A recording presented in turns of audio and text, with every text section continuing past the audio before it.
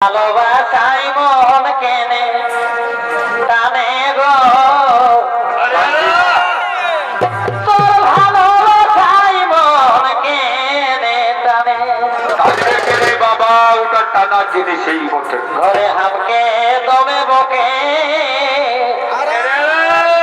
তাও দেখলে মনটা জুড়াই তোকে গো